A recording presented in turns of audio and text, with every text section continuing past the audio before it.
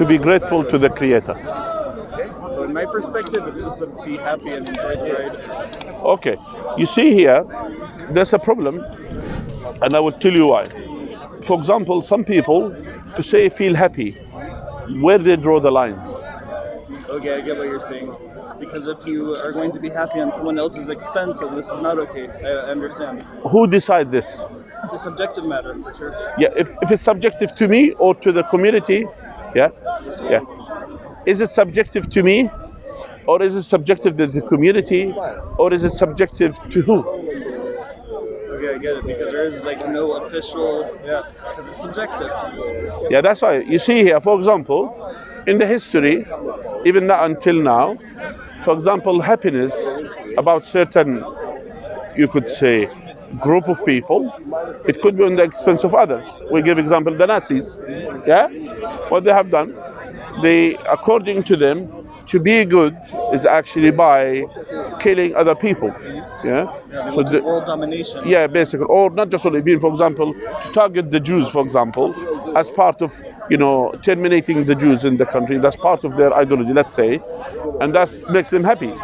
That makes the country flourish, according to them. I mean, is it something right?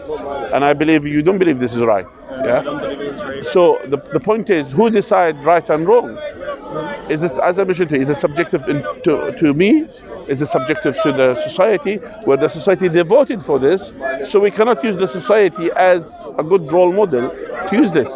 Then where is the subjective morality? Since you are here, since you believe in subjective morality according to you, you accept there should be, you believe in morality, but this morality, it can be subjective. So it has to be objective, yes? How we figure out the objectivity of the morality? So I don't know, because it's a slippery slope what you're talking about. On one side, like we're going to dictatorship, and then on one side we're going to democracy, right? Even democracy and dictatorship. Yeah, exactly. Who decides? It's the same. It's the same. Who decides? Who decides? I don't think that there is. But I will tell you. Who does decide? Politicians?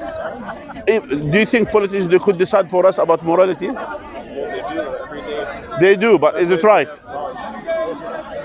Like, for example, when we go far nowadays, for example, Biden agrees for the genocide that's happening in Palestine. He agrees with this, and he decides is morally right. Okay, so now I understand the difference. So I believe that everything is a rich man's trick. What? I believe that everything is a rich man's trick. So when I'm saying Julius Caesar said divide and conquer, right? The more that they'll make everyone here believe that we're not one, the easier it is to conquer us. That's the problem. That's why we say where we figure the objective morality. That's why we are born inclined to believe in morality. We are inclined to believe in justice. We are inclined to believe in absolute mercy. We are inclined to believe in peace. We are inclined to have this. We are inclined to this. And as well, we are born inclined to believe in the existence of God. That is a key thing. So that leads us to know, because these things, no one can agree about all these objective things until we believe in God. Then from there, is that also subjective? No. But you see what I just did It can be. I will tell you why. I'll tell you why. The God decision is not according to me or to you or to imams or to priests or to no one. It's according to God's revelation. What He reveals to us, then we accept. So it's not subjective. So there's more religions in the world, right? Yes, but which one is the true? It doesn't matter. No, it matters. Because we have to respect all of them. In my perspective. No, we have to respect the people, no problem, certain people who deserve to be respected, but not necessarily the faith or the religions, not necessarily the case. Everyone deserves to be respected. You listen, I respect you. I don't know, even though you don't believe in God, I respect you as a person. We have no issues as a respect. But if you come and attack my faith, etc., that's something else. My point is, regardless, but I don't believe and I don't respect atheism. Do you understand the difference? So I have no issues with with you as a person, even if you don't believe in God or you're atheist, whatever. But I have issue with atheism as a faith. Do you understand? So for me, it's not a fate. Like that's the one. yeah, yeah. So my point is to you. By the way, what's your name, by the way? Daniel. Daniel. My point is to you. Since we are born inclined to believe in objective morality, we are born inclined to believe in justice. We are inclined to. That means there must be something behind it, and definitely they're not a human being. But isn't that also subjective? No. But if we ask a Buddhist, he's going to say otherwise. That's why we need to discuss. So that's why we have to let's accept the first thing, the concept, that they have to be objective morality. This objective morality, is it according to Islam, to Buddhism, to Christianity, to which one? Actually, Buddhism, if you studied it, I don't understand people, nothing about they don't believe in God. They have no God to believe in. They believe in subjective approach for the objective things, and that's nonsense basically. You can't have it. So again, going back to the subjectivity, you cannot accept it. So that's why it's out of the window. So Christianity, for example, to believe in 3 gods, 3 in 1, 1 in 3, etc. Is this something that objectively right? We're talking about the one God, and this one God has to be 3 or Trinity and all of these things. Then again, contradict the concept of God. That's why we do not accept this. Do we accept about Judaism, for example, to believe that God will favor only certain people because of their lineage? It's not about where they came from. That's why those are the only chosen one, and everyone else is like servant to them. Is that right? Okay, so that's why. But when it comes to Islam, God has mentioned, Allah says in the Quran, for example, verily the best one amongst you are those ones who are the pious one, the most beautiful to God. The best one amongst you are those ones who are closest to God. Those are the best ones. Meaning, the more you be good to God, the more you be good to the others, the more you are serving others, the more you be good. And the Prophet, peace be upon him, he said, the best of the people are the most beneficial for the others. Don't you think this is something objectively right? Can you imagine this one as a concept? The best one of the people are the most one beneficial to the others. What does the best one mean? Why would one be superior to another? Not superior. Superior in the sight of God, not superior to the others. Okay. You understand? So we are striving, not for me to be better than you, we're striving to be the best in the sight of God. It doesn't matter. We still have this mutual respect. And it doesn't mean I have to be superior to you, you're superior to me. These are, understand? So what does the best one to God mean? The best one to God means the one who are fulfilling God's will, who submit his will to the will of God, the one who follow the instruction of God, the one who is good to God and good to the people, good to the creation. And that's how it is. This is how it is in Islam. Do you accept this? What you said? Yeah. Yes. Everyone has their own opinions. What about your opinions about this? So if something I learned in these 35 years of walking the earth is that it's more important to respect your surroundings than to... Okay. So I think that it's more important to respect your surroundings than to show your opinions. Okay. This is what I believe. So that's why you see here, you should understand these within a context. The context that we should understand is how to be good to the others. And being good to the others is not just according to what you think is good, it's according to what God legislated, and that's how it is. So God had to legislate certain things to tell us to be good to the others. It's not about what you think, it's not about what I think, it's not what he thinks, it's about what God wants. And that's totally different. Ones that don't believe in God, because they're also you don't believe in God, yes? Am I good to you? Yeah. Did I treat you well? If you want, we could serve you coffee as well. We have no problem with that. Yeah. The point is, you see here, this is the key thing. And I'm not dealing with you for your sake because I don't know you, but I'm dealing with you in a moral way, in a good approach, because God told me to do that. Do you understand? Otherwise, if God is not out of the picture, we're gonna be kind of a selfish creatures, just cares about themselves, doesn't care about no one else. That's how civilization will be demolished. Exactly. We're going to ruin ourselves. So that's why God has to be in the equation. Do you accept? I understand where you're coming from, and I accept your... I understand, but you understand. Didn't you think, if everyone thinks in his own things, in his own world, there is no God, and for example, there is no morality, there is no objective morality. There is nothing. It's only about me, survival. which means, okay, I don't care about. As long as I could get away with the things, I could kill whomever I wish, I would do whatever I wish, because there is nothing. No, who can prevent me? Yeah. And then civilization will be corrupted. And then Exactly. we'll demolish ourselves. So that's why God has to be in the equation. But what about those that think differently? How? Tell me how they think differently. You know, there's so many people that think differently. There's so many different religions in the world. So many. That's why we put each religion in exam. We examine each religion and we'll see. In a subjective manner. No, in an objective manner. So how do we do this objective? Okay, simple as that. Since there is God in the equation, which you agreed with, it has to be there. There have to be an objective morality. I don't know if God is Yeah. in the creation. You see, this is. That's why. Let's ask the main question: how we came into existence. I've never asked myself. Okay, so there have to be a starting point.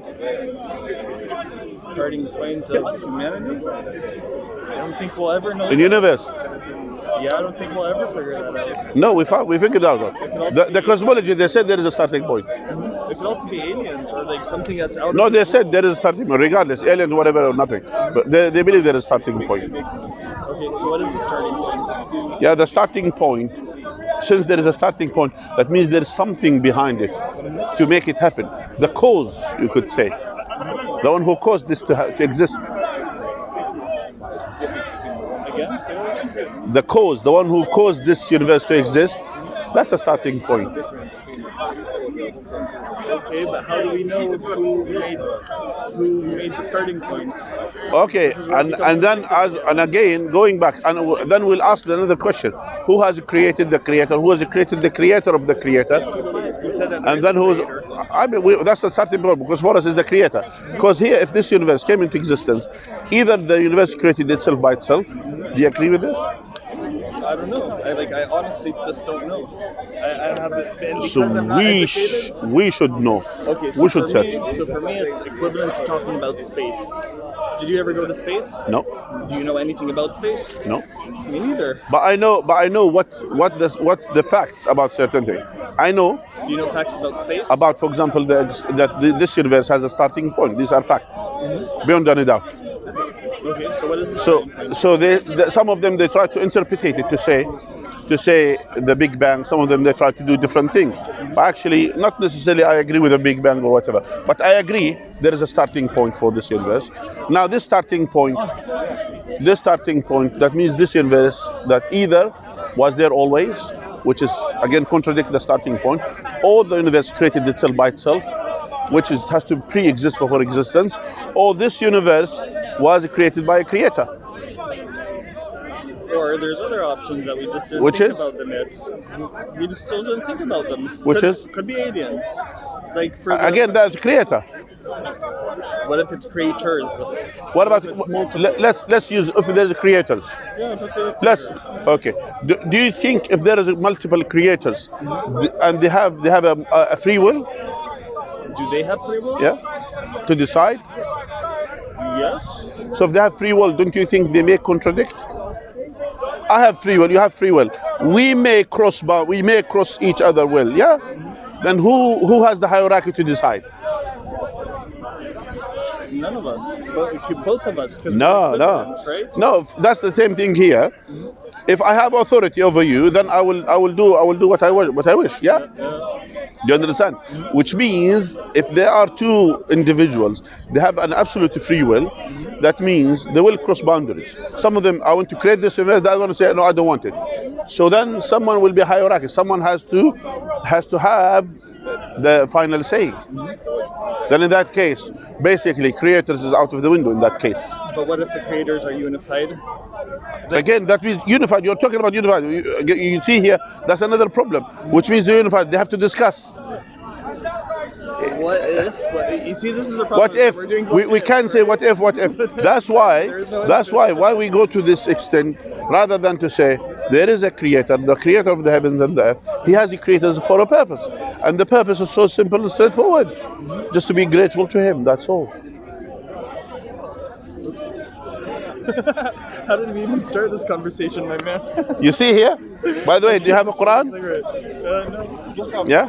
I don't have one. That's a Quran for you to read. Thank you very much. Yeah? Assalamu alaikum. You doing good? Yeah? And we are happy having conversation with you. I urge you to read the Quran, understand the Quran, and open your mind. How can someone 1400 years ago bring this information which cannot be said by a human being? That is a key thing. So what information is there that a human being couldn't figure out? Like educate me. At that time. I'm serious, yeah. Like, for example, what is the knowledge of the people? You're talking about the space, yeah? What's the knowledge of the people about the space 1400 years ago? They didn't have much. Maybe astronomy, like stars and stuff. Like I don't know. Think about it. Can you imagine someone talking about the details, things that's happening to the stars? Like the movement? Movement. Or what detail? Movement of the stars. Okay. So not just movement. Would come from astronomy. Yeah, I will tell you how. God has said in the Quran, I will not make an oath by the positions of the stars. And it's a great oath, but you are not yet aware of it. Saying to the people, you're not yet aware of the position of the star. What's the meaning of it? Now when you look in the sky in the night, you see stars. But actually you see the history of the stars. Because when the light departs from that star until it reaches your eye, that star is already gone, it's not there. No, that's science proof. So now the question is, how do we believe science? Now, not believe science, we believe facts. I'll go with facts. The sun rises from the east. That's fact. Yeah? So now the science discovered that these stars are millions of years away from us. And then we discovered through what we call it the red light, the red light changes. Because of this, they said the universe is literally expanding. And actually this is mentioned in the Quran. We have created... The universe is expanding also. Earth is expanding? No, I'm talking about the universe. I'm talking about the universe. What, the space. planets? The space. Okay, so if space expands, everything within it also has to expand. No, not necessarily. It expands and as well still. So there is expansion. So God has said in the Quran about the heavens. We have created the heavens and we are expanding it. Who taught Muhammad about these facts? And Muhammad, bear in mind, he is an illiterate man, lived 1400 years ago, illiterate, unable to know the knowledge of his time, let alone of a science that yet to come after. Do you have more examples? Many. Of stuff that's written in the Quran? For example, what is the deepest point any diver could dive in the sea? I think Mariana's Trench. I'm not sure. What is 1400 years ago? What is the deepest point any diver could dive 1400 years ago? Like depth, you mean, or location? Depth. The divers. I think they couldn't pass the 30 meters. I think. So if someone brought us the knowledge about things that's happening deep in the ocean, do you think this information came from someone who's superior? For someone, yes. Something so look at definitely this. Not human. God has said in the Quran that those who are away from the guidance of God, like someone deep in the bottom of the ocean, above him there is a wave, above the wave there is another wave, above the sea there is a cloud. Even if he took his hand out of his pocket, will be unable to see it. Darkness upon darkness, and whomever God didn't give him the light of guidance will be living in darkness. Meaning, God is describing certain type of darkness. God is not saying a pitch dark place. God said detailed one. So someone deep in the ocean, when the sunlight comes, and if there's cloudy weather, 40% of the light will be reflected back, and only 60% will go through. And if there is waves on the surface of the ocean, what does the wave does to the light? It breaks the light.